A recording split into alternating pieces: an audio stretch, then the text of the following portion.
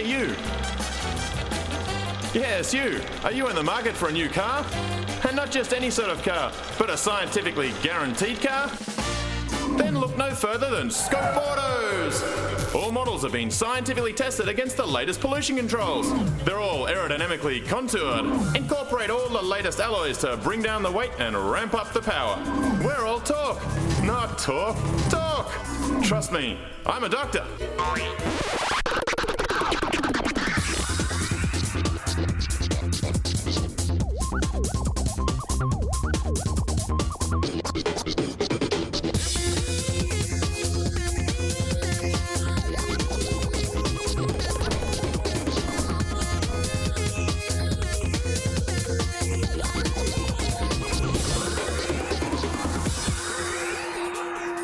The motor car, probably the most widely used form of transport ever invented.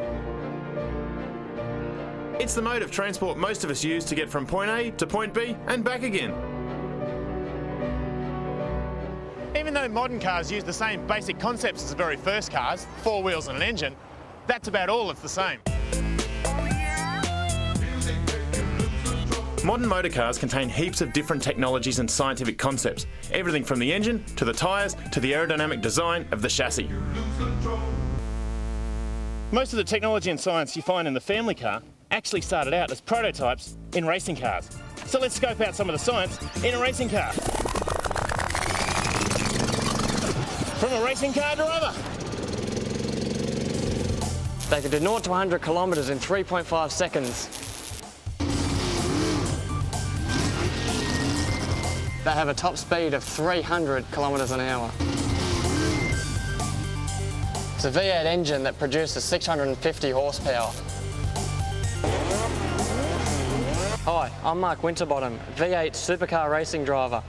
And just as impressive as those stats is the science behind a race car. Let's start with aerodynamics. Aerodynamics is all about the interaction between a solid object, the car, and how it moves through the air. All V8 supercars use a front spoiler made from carbon fibre, which produces downforce of up to 120 kilograms.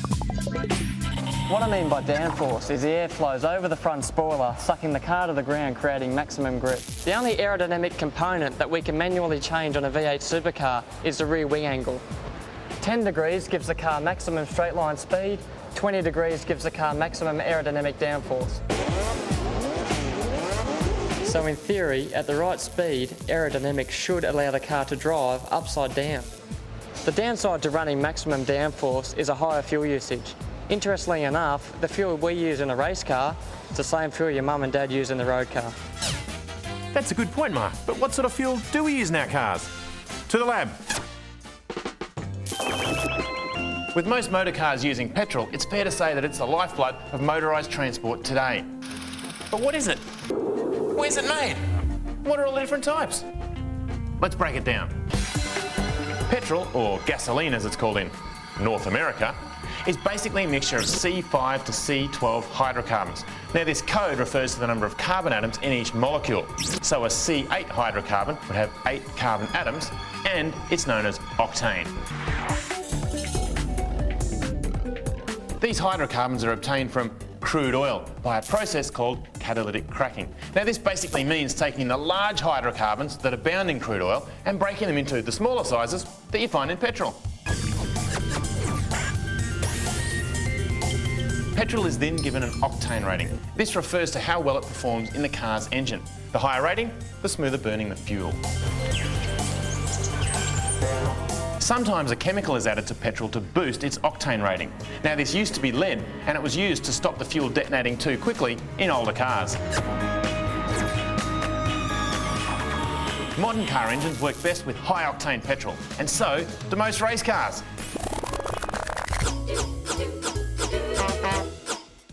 Now let's talk about power to weight ratio. Power to weight ratio simply means maximum horsepower, lightest car. So in most forms of motorsport, teams focus on making the weight of the car go down and the horsepower to go up.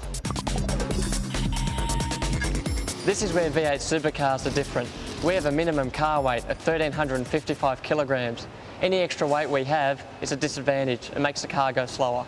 10 kilograms equates to 1/10 of a second. This can be the difference between pole position and 10th position.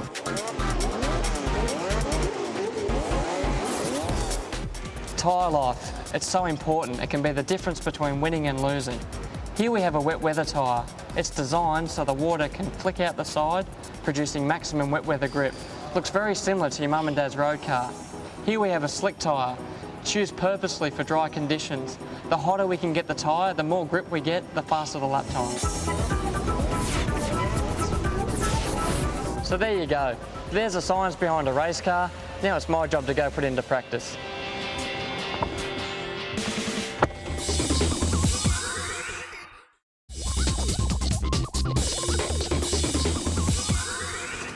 Once a racing car is on the track, a whole new group of scientific concepts like racing line and slipstreaming come into play.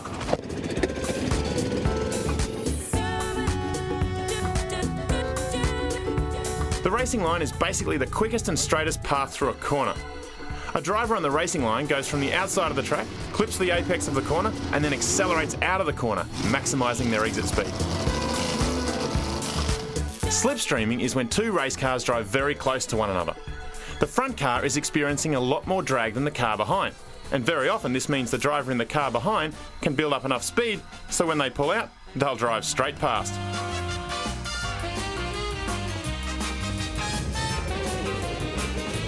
These next group of university students know all about these concepts, and they get to put them to the test by designing their very own racing car. Hi, my name's Sam Gualtieri. I'm part of the Melbourne University race team, or MUR, and each year we design and build a race car.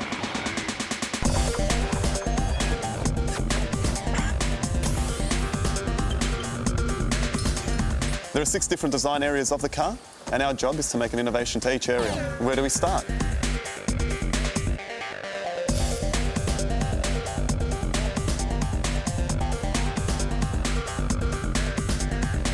In the lab, each team constructs a 3-dimensional computer model.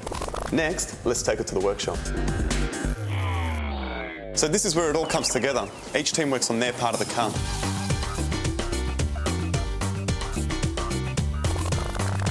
Hi, I'm Carolyn and I'm part of the chassis team. The chassis is the main body of the car on which everything else is attached.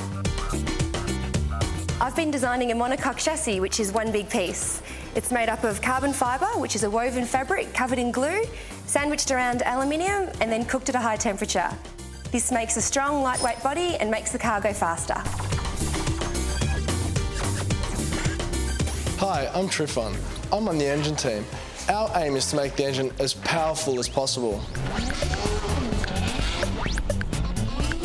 We've made changes to the way air enters the engine.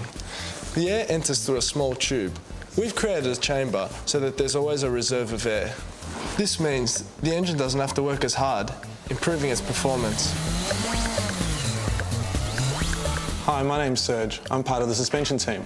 The suspension ensures that under all conditions, the tyres remain in contact with the road. This ensures that the car travels faster, smoother, and is easier to steer.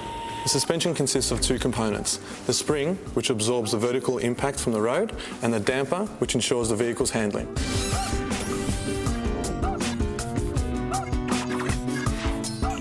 To connect the suspension, we're using carbon fibre rods.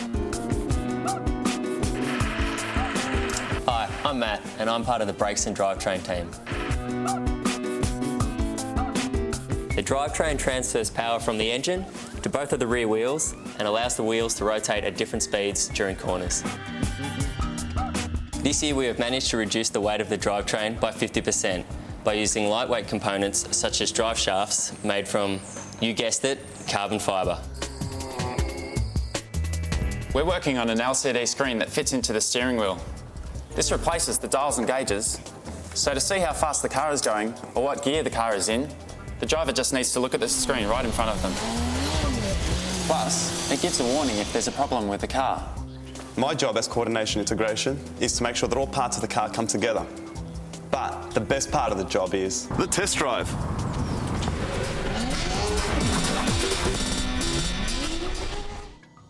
Under the bonnet of most cars, you'll find the engine. Now, an engine works by converting chemical energy into mechanical energy. And it does this by burning fuel inside the engine, which is why we call it an internal combustion engine. A go-kart's engine is the same thing, but But the downside to internal combustion engines is that they're really heavy. But this might not always be the case, because scientists are trying to make them lighter.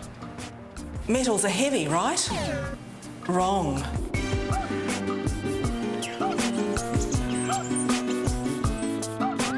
An average cast iron motor engine weighs 55 kilograms. Our new magnesium alloy engine weighs 14 kilograms.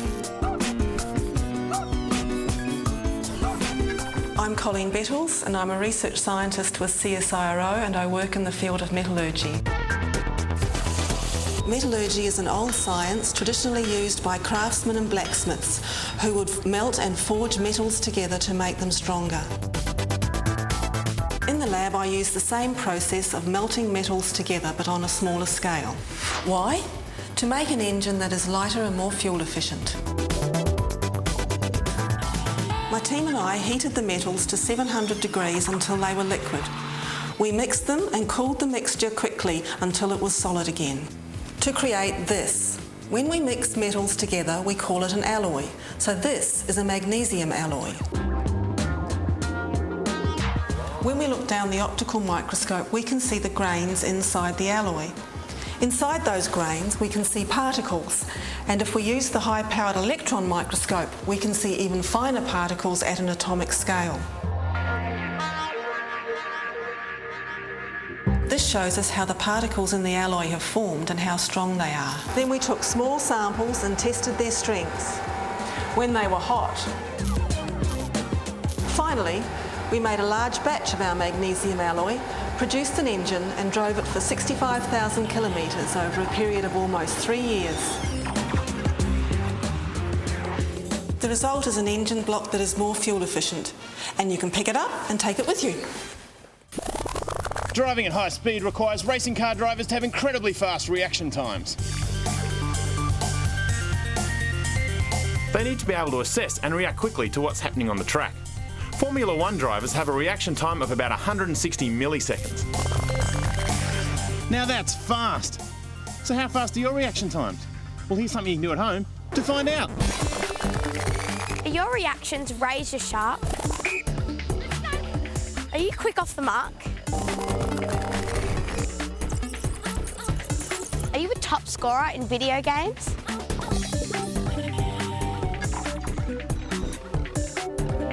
Well, this experiment will sort out the cheaters from the tortoises.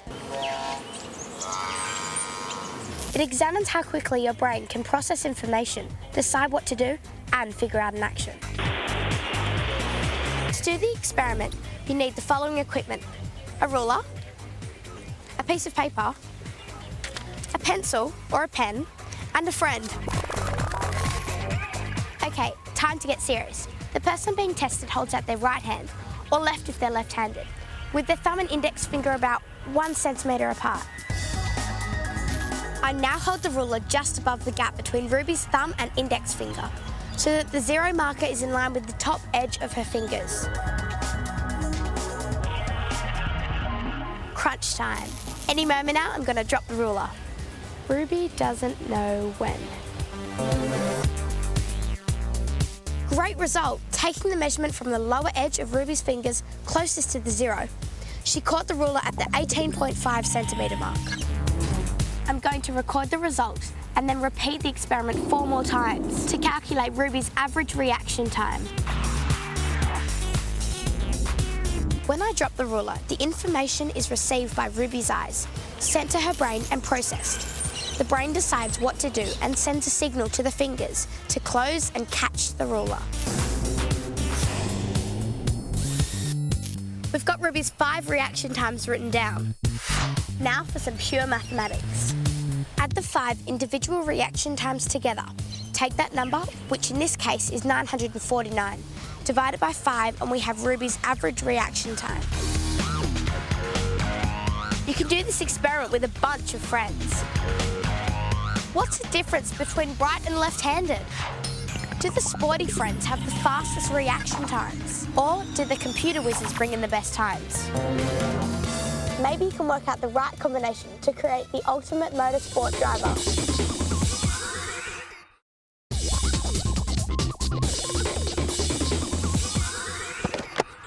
No matter how good a driver you are, statistics show that at one stage or another, you're likely to be involved in a fender bender. And that's why car manufacturers devote so much time, money and science into making our cars as safe as possible. Little help here, please. Help! How do we make cars safe? We crash them.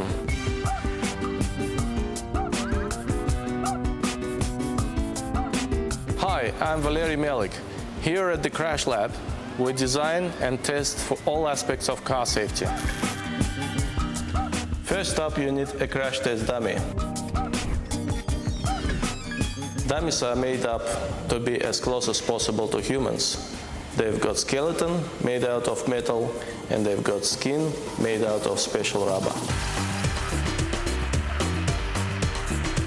Crash test dummies come in different sizes and shapes, so that everyone can be safe in the car, from adults to children. Dummies are fitted up with the sensors, which tell us about mechanical stresses applied to the body parts during the car crash. The test process is so comprehensive that all the dummy parts need to be calibrated rigorously before they go into the car.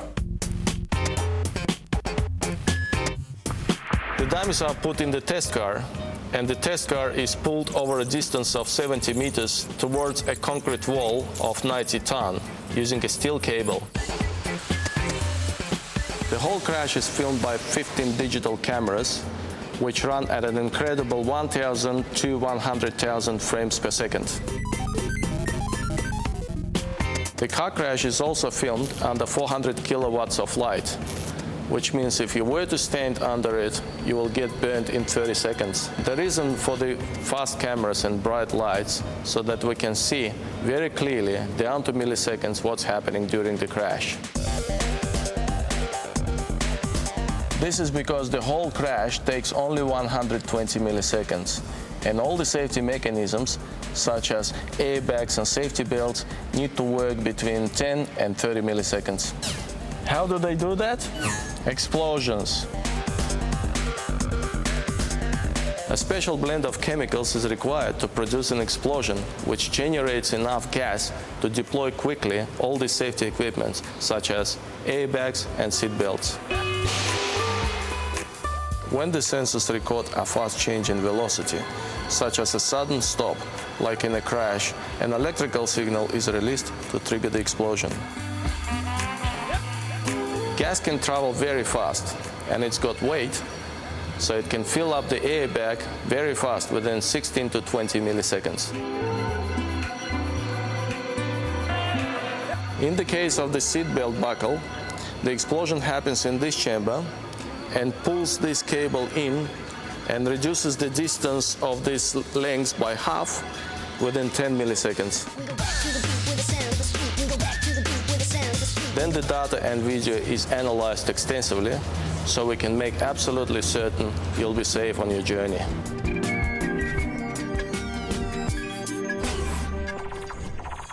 When motor cars were first invented, the tyres were solid, which made the ride pretty bumpy. Then came the innovation of the inflatable tyre. Just like your bicycle, you've got an outer tyre and an inner tube. Today, we use the tubeless tyre. But what does the future hold for the not-so-humble tyre? Check this out. Some people say you can't reinvent the wheel. Well, I'm here to change that. I'm Caroline, and I'm here to tell you about the latest in tyre technology, the invention of the tweel.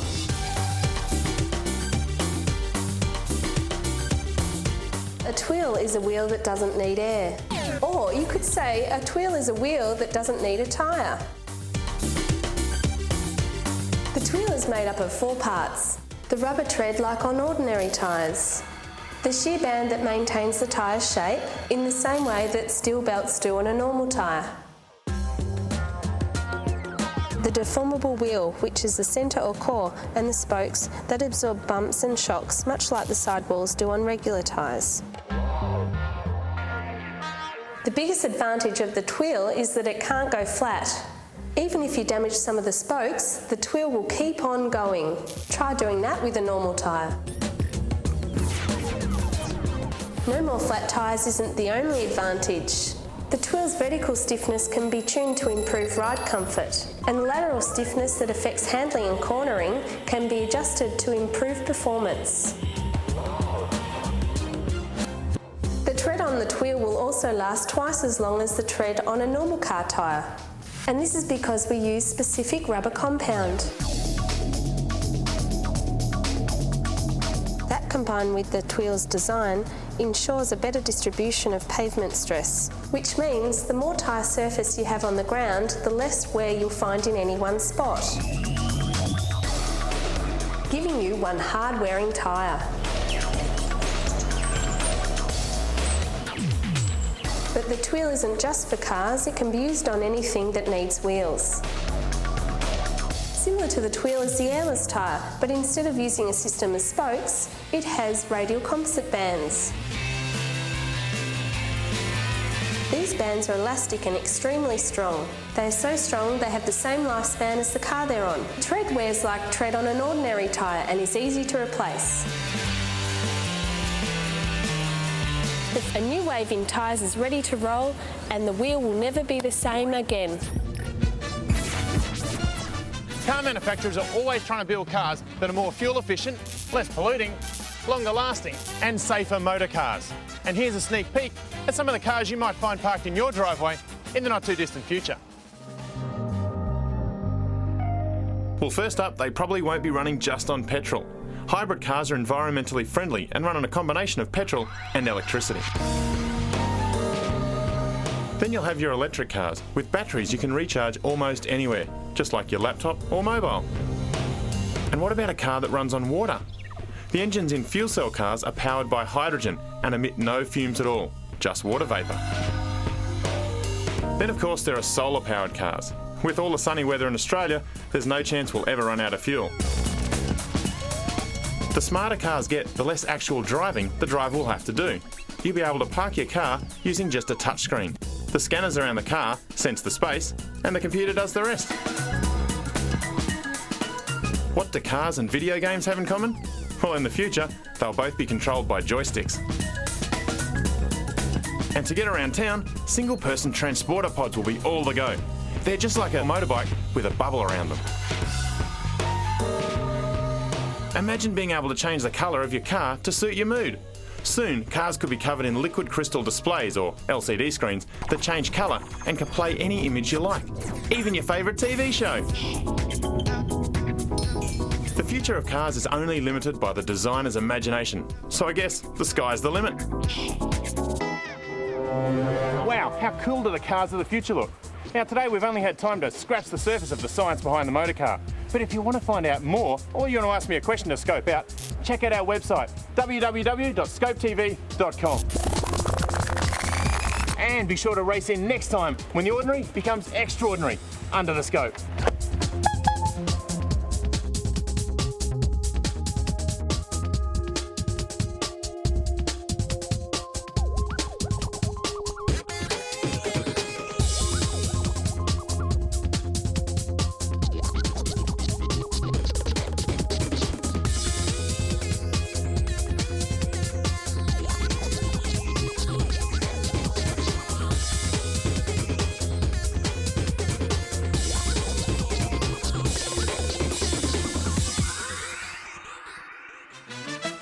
There you go, another satisfied Scope Auto customer. Remember, you can trust Rob, because Rob's a doctor.